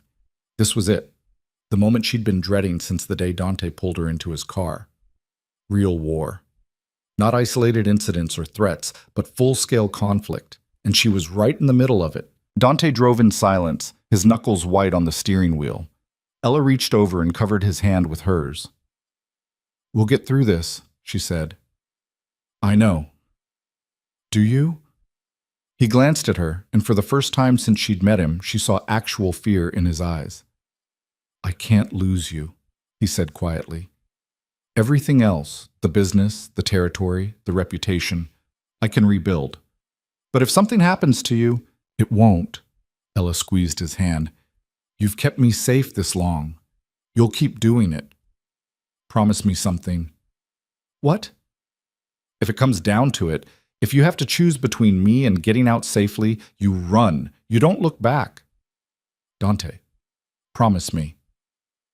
Ella looked at him, at the man who'd stolen her life and given her a new one, who'd claimed her and protected her and loved her with an intensity that scared them both. "I promise," she lied, because if it came down to it, she knew exactly what she'd choose. And it wasn't running. The safe house was a fortress disguised as a cabin. It sat on 20 acres of wooded land 2 hours north of the city, surrounded by trees and silence. From the outside, it looked rustic, log walls, a stone chimney, wide windows that faced the forest. But inside, it was all reinforced steel, bulletproof glass, and security systems that would make a government facility jealous. Ella stood at the window, watching the sun set through the trees, her arms wrapped around herself. They'd been here for 3 days, and the isolation was starting to press down on her like a physical weight. No school, no routine, just waiting. Dante was in the office he'd set up in the back bedroom, on the phone constantly, coordinating with his people in the city. Planning, strategizing, preparing for a war that felt inevitable. She heard his voice through the door, low, sharp, giving orders she couldn't quite make out. He'd barely slept since they arrived. Barely eaten. Just worked with the kind of single-minded focus that made her worry he'd burn himself out before the Volkovs even made their move. Ella turned from the window and made her way to the kitchen. It was well stocked, Dante's people had seen to that, and she started pulling out ingredients without really thinking about what she was making. Her hands needed something to do. Her mind needed a break from spinning in circles. She was halfway through chopping vegetables when Dante emerged from the office, his hair disheveled, his face drawn. "You need to eat," Ella said before he could speak. "I'm fine." "You're not. When's the last time you had a real meal?" Dante frowned, like he was trying to remember. "Yesterday?" "Try 2 days ago." Ella pointed at the stool by the counter. "Sit." "Ella, sit, Dante, please." Something in her tone made him comply. He sank onto the stool, his shoulders sagging with exhaustion. Ella continued cooking, grateful for the familiar rhythm of it. She'd learned to cook from her mother, one of the few clear memories she had of the woman who died too young. Her mother had always said food was love made tangible, a way to care for people when words weren't enough. She made pasta with vegetables and garlic, simple but filling. When she set the plate in front of Dante, he looked at it like he wasn't sure what to do with it. "Eat," she said again, softer this time. He picked up his fork and took a bite, then another, and then he was eating properly. like he'd just realized how hungry he actually was. Ella made herself a plate and sat across from him. They ate in silence, the only sound the clink of silverware against ceramic. It was domestic and surreal, and exactly what she needed. "Thank you," Dante said when he finished. "You're welcome." He pushed the plate away and scrubbed his hands over his face. "This is taking too long." "What is?" "Volkov. He's testing me, pushing at the edges, waiting to see how I respond. But he hasn't made his real move yet." "Maybe he won't." "He will." Dante's voice was certain. "Men like Volkov don't back down. They see weakness and they exploit it. And right now, leaving the city makes me look weak." "You're not weak. You're being smart. In this world, there's no difference." He looked at her, his eyes tired. "Every day I'm here, I lose ground. People start to wonder if I'm still in control, if I'm still worth following." Ella reached across the table and took his hand. "Then go back."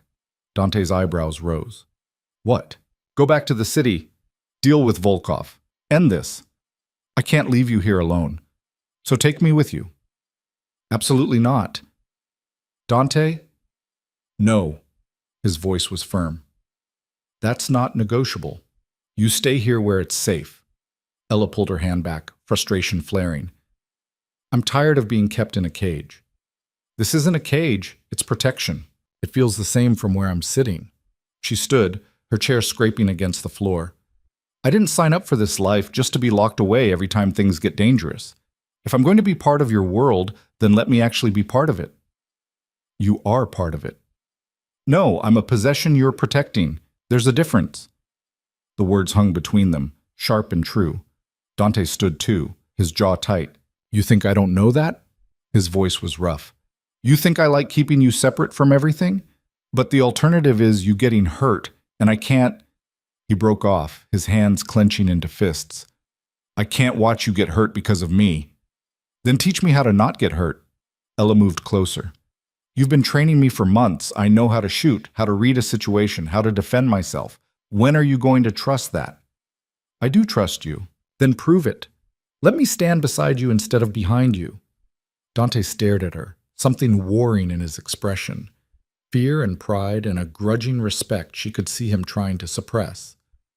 "If I bring you back," he said slowly, "you follow my rules. You stay close. You don't take risks, and if I tell you to run, you run." "Okay."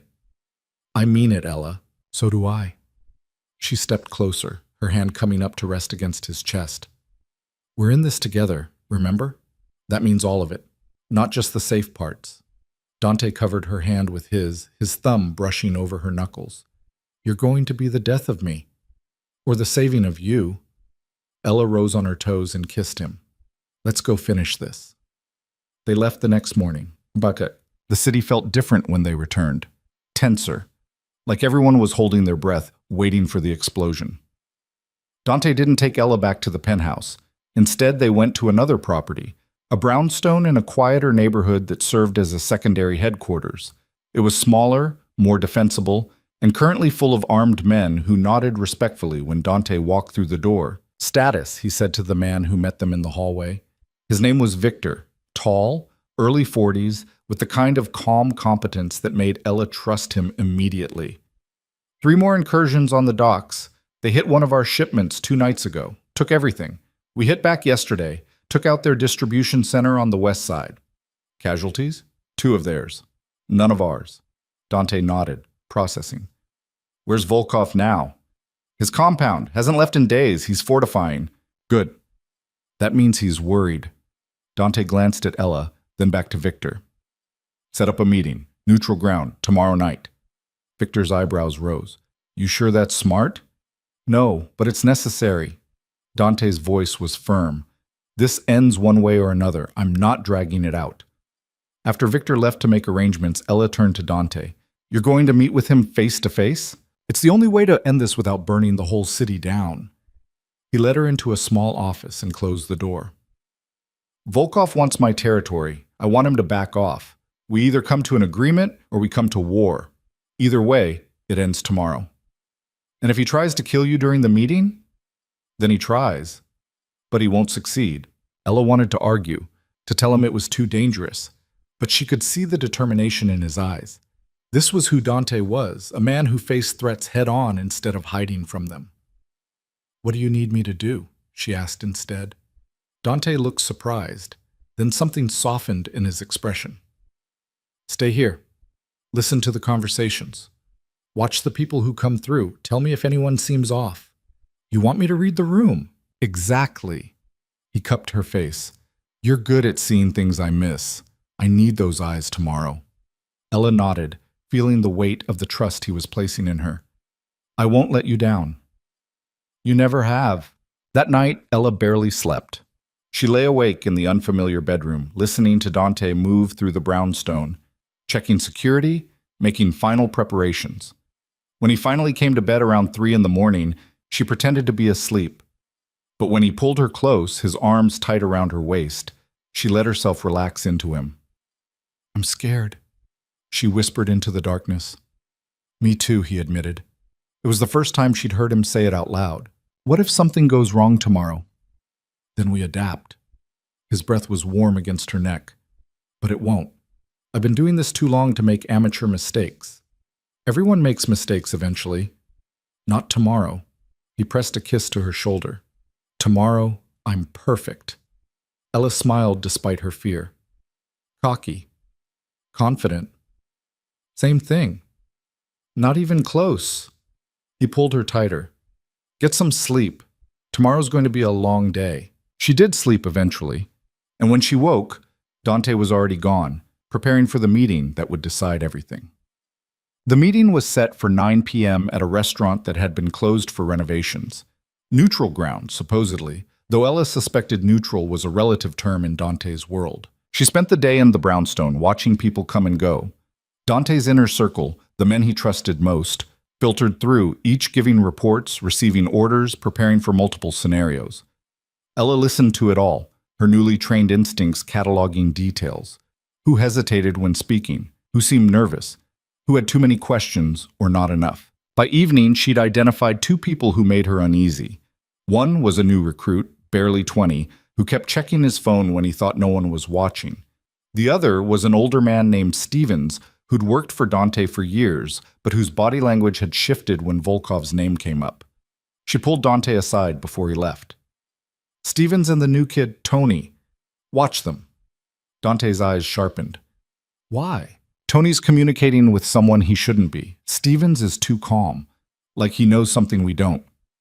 Dante studied her face, then nodded. "Victor, keep those 2 here. Don't let them leave until I get back."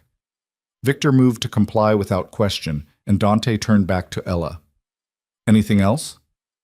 "Just," she swallowed. "Be careful." He kissed her, hard and quick. Always. Then he was gone, along with 6 of his best men. Ella was left in the brownstone with Victor and a handful of guards, her stomach in knots. The minutes crawled by. Ella paced, made coffee she didn't drink, tried to focus on a textbook and gave up after reading the same paragraph 5 times. Victor stayed calm, monitoring communications, but even he seemed tense. At 9:15, Victor's radio crackled to life. "Situation at the restaurant. Ambush. We're pinned down." Ella's blood turned to ice. Victor was already moving, barking orders, coordinating backup. But Ella knew it would take time Dante might not have. She made a decision. "I'm going," she said. "No, you're not." Victor didn't even look at her. "Mr. Russo would kill me. He's going to die if we don't help him now." Ella grabbed her jacket and the gun Dante had given her months ago. "You can either come with me or try to stop me, but I'm going." Victor hesitated for exactly 2 seconds. Then he cursed and grabbed his own weapon. "You stay behind me at all times. You follow every order. And if I say run, you run. Deal." They took 2 cars and drove through the city like the devil was chasing them. Ella's heart hammered in her chest, fear and adrenaline making everything sharp and bright. She'd never done anything like this before. Never willingly run toward danger instead of away from it. But Dante was there, and she'd be damned if she hid while he fought for his life. They reached the restaurant to find it surrounded by vehicles and gunfire. Victor parked a block away and they approached on foot, using the darkness and abandoned buildings for cover. There, Victor pointed. Side entrance. We can flank them. They moved quickly, Ella's training kicking in. Stay low, stay quiet, watch for movement. Her gun felt heavy in her hand, but steady. She wasn't that scared waitress anymore. She was someone who fought back. They slipped into the building through a service entrance and immediately heard the chaos, shouts, gunfire, breaking glass. Victor led the way, his weapon up, his movements precise. Ella followed, her breathing controlled despite her racing pulse. They found Dante and his men pinned behind overturned tables in the main dining room. Volkov's men had them surrounded, outnumbering them at least 2-1. It was a slaughter in the making. Victor signaled his team, and they opened fire from behind, catching Volkov's men by surprise. The tide shifted immediately. Dante used the distraction to push forward, taking down 3 men in quick succession. Ella stayed in cover, firing when she had clear shots, her hands surprisingly steady. She hit 1 man in the leg, another in the shoulder. Non-lethal shots, but enough to take them out of the fight. The battle lasted maybe 5 minutes, though it felt like hours. When the gunfire finally stopped, 8 of Volkov's men were down, and the rest had retreated. Dante emerged from cover, blood on his face but alive. His eyes found Ella immediately, and the expression that crossed his face was pure fury. "What the hell are you doing here?" he demanded. "Saving your life," Ella shot back. "I told you to stay at the brownstone." "And I didn't listen. You're welcome." Dante looked like he wanted to strangle her and kiss her at the same time. He settled for grabbing her arm and pulling her close, checking her for injuries. "Are you hurt?" "I'm fine. If you ever—" He broke off, his jaw clenched so tight she could see the muscle jumping. "We'll talk about this later." Looking forward to it.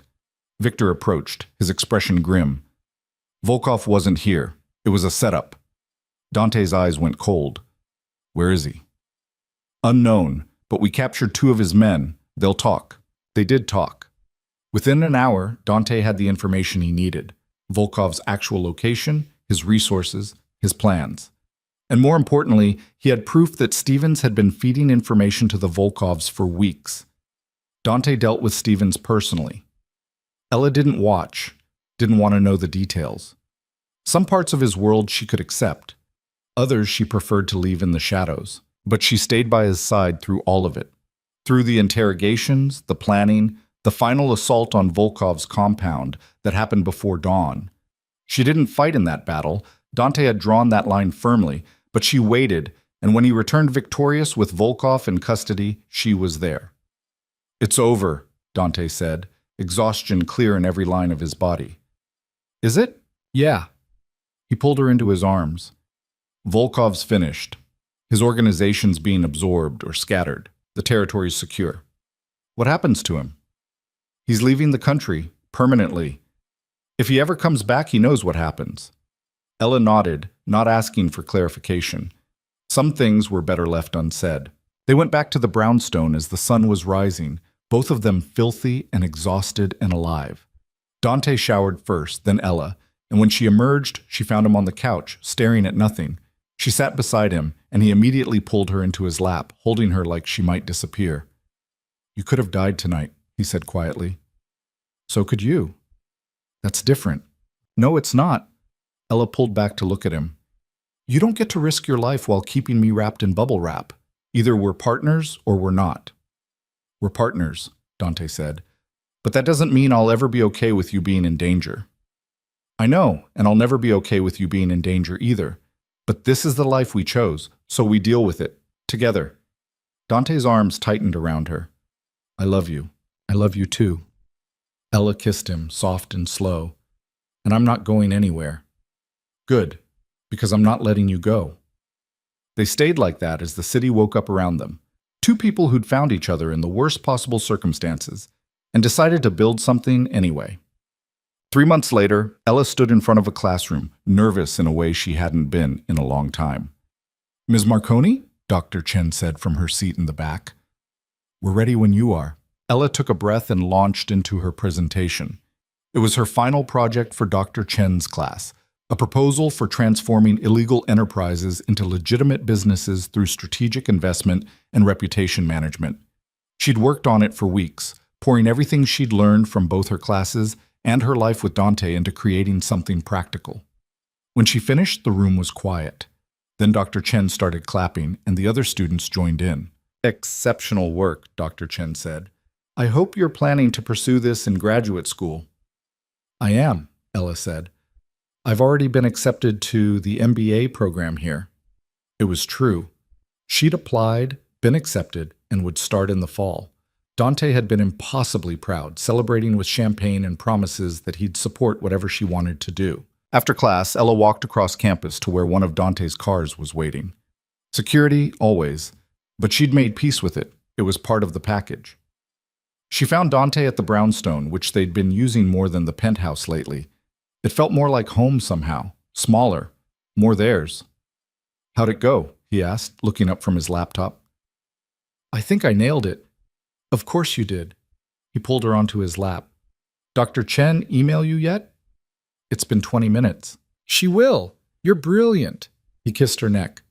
Speaking of which, I have something to show you. He brought her to his office and pulled out a folder. Inside were business plans, incorporation documents, financial projections, all legitimate, all legal. What is this? Ella asked, flipping through the pages. The beginning. Dante's voice was quiet. I've been working with some people, lawyers, accountants, consultants, setting up real businesses, construction, real estate development, import-export, all clean, all legal. Ella looked at him, her heart swelling. You're really doing it. We're really doing it, he corrected. This is your plan, Ella, your vision. I'm just following your lead. It'll take years. I know, but we have a time. He took her hand. I want to build something that lasts, something we can be proud of. And I can't do that without you. Ella looked down at their joined hands, at the man who'd stolen her from one life and given her another, at the future they were building together, one careful choice at a time. I'm in, she said. All the way. No going back? No going back. Dante pulled her close, and Ella let herself believe in the impossible, that people could change, that love could exist in darkness and still find light, that two broken people could build something whole. It wouldn't be easy. The violence hadn't disappeared completely, and probably never would. There were still threats, still dangers, still nights when Dante came home with blood on his hands. But there were also mornings with coffee and quiet conversation, afternoons studying while he worked beside her, evenings planning a future that looked nothing like their past. 6 months after that, Dante proposed. Not with fanfare or romance, but in their kitchen on a Tuesday while Ella was making breakfast. He just pulled out a ring, simple, elegant, perfect, and asked if she'd marry him. Ella said yes before he even finished the question. They got married in a small ceremony with only a handful of people present. No big production, no spectacle, just them making promises they intended to keep. And a year after that, when Ella graduated with her MBA and Dante's first legitimate business venture turned its first profit, they stood on the balcony of the penthouse, which they still kept, though they rarely stayed there, and looked out at the city that had brought them together. Do you ever regret it? Dante asked. That night I pulled you into my car? Ella thought about it, really thought about it. About the waitress she'd been, invisible, alone, going through the motions. About the woman she'd become, stronger, sharper, loved. No, she said honestly. I don't regret it. Do you? Not for a second. He pulled her close. You're the best thing that ever happened to me. Even though I complicated everything, especially because of that. He kissed her temple. You made me want to be better. To build something instead of just taking, that's worth everything. Ella leaned into him, feeling the solid warmth of his body, the steady beat of his heart. They'd come so far from that first night, from fear and possession to partnership and love. It hadn't been easy, it hadn't been clean, but it had been real. And that was all that mattered. Below them, the city glittered with possibility. Above them, stars they couldn't see but knew were there. And between them, a connection forged in darkness and tempered in fire. It wasn't the life Ella had imagined. It was better. Messier and harder and more complicated, but also richer and deeper and infinitely more real. She'd been invisible once. Just another face in the crowd, another worker bee, another person the world overlooked. But Dante had seen her, really seen her. And in seeing her, he'd given her the most precious gift of all, The chance to see herself clearly, to understand her own strength, to become someone who mattered. Not because she belonged to him, but because she'd chosen to stand beside him. And together, they'd build an empire. Not of crime and violence, but of second chances and hard-won redemption. It would take time. Years, probably. Maybe decades. But they had that time. They had each other. And they had the kind of stubborn determination that made impossible things happen. So when people asked Ella how she'd ended up here, married to a man like Dante Russo, building businesses, living a life that existed somewhere between two worlds, she never quite knew how to answer. Because the truth was complicated. It involved danger and obsession and choices that shouldn't have worked but somehow did. It involved becoming someone new while honoring who she'd been. It involved learning that love wasn't always soft and safe, that sometimes it was fierce and frightening and worth fighting for anyway. But mostly, it involved deciding that she deserved to be seen, to be valued, to matter. And once she'd decided that, everything else fell into place. Years later, when their first fully legitimate venture, a community development project in a struggling neighborhood, broke ground, Ella stood beside Dante at the ceremony and watched him give a speech about second chances and giving back. The man who'd once ruled through fear now talked about building hope. And she knew they'd made it. Not all the way. There was still work to do, still shadows to outrun. But far enough that the future looked bright instead of dark. That night, lying in bed in the brownstone they now called home, Dante turned to her. "We did it," he said quietly. "We're doing it," Ella corrected. "It's not finished." "No." "But it started. That's something. That's everything." He kissed her, and she kissed him back. And outside their window, the city hummed with life. Millions of people, each with their own stories, their own struggles, their own moments of transformation. Ella had been one of them once, invisible and alone, but not anymore. Now she was Ella Marconi, student, partner, wife, builder of futures. And most importantly, most wonderfully, she was seen.